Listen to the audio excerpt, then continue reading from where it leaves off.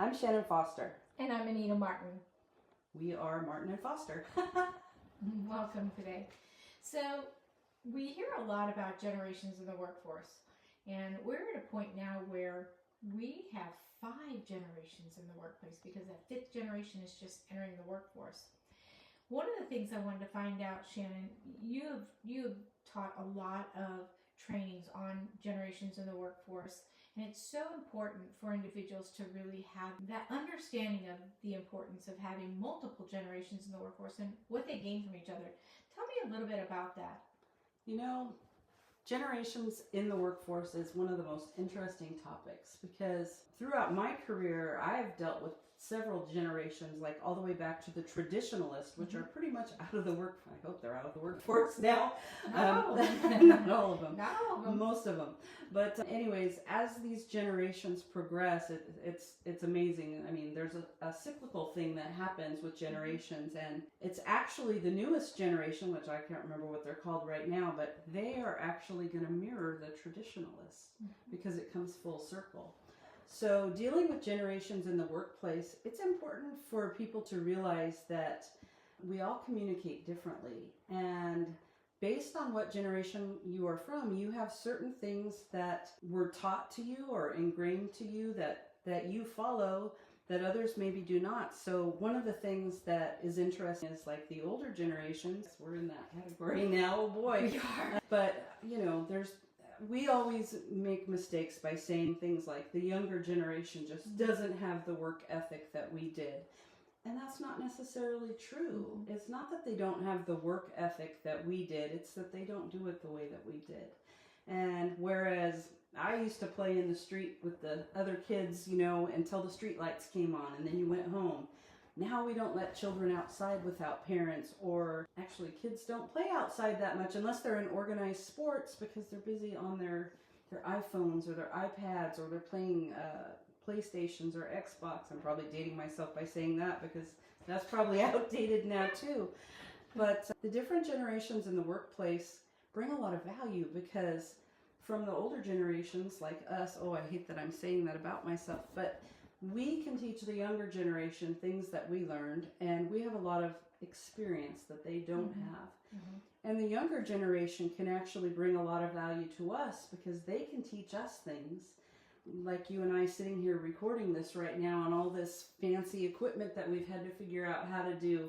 Yeah. This is, you know, pretty new to us, whereas this is every day. I mean, TikTok, YouTube, the communication styles, we would have never, my daughter at one point broke up with a guy via text message, and I was like, oh my God, what is going on here? Like, that is not normal.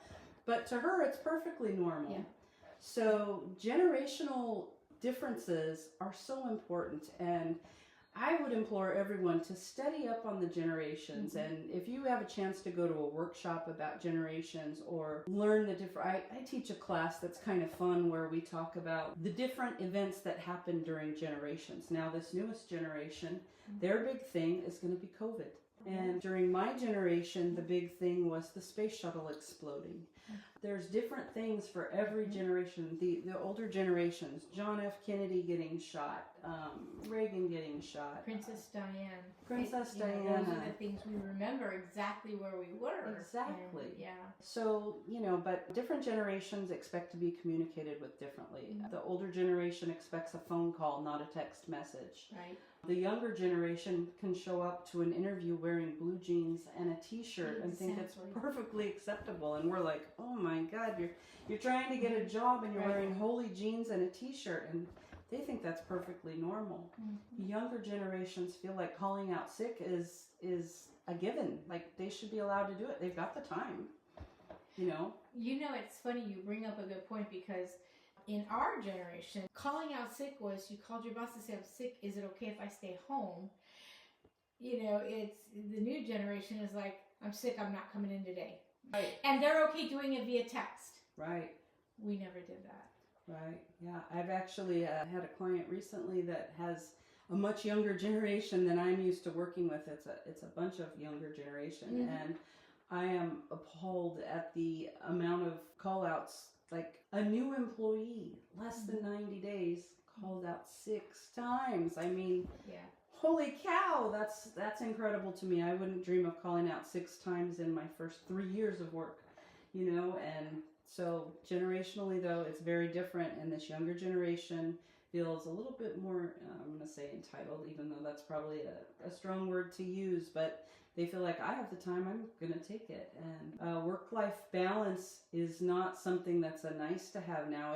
They expect it. Absolutely. Yeah. You know, one of the other things that I had done some reading through an article that Johnny C. Taylor did was talking about the generations in the workforce today.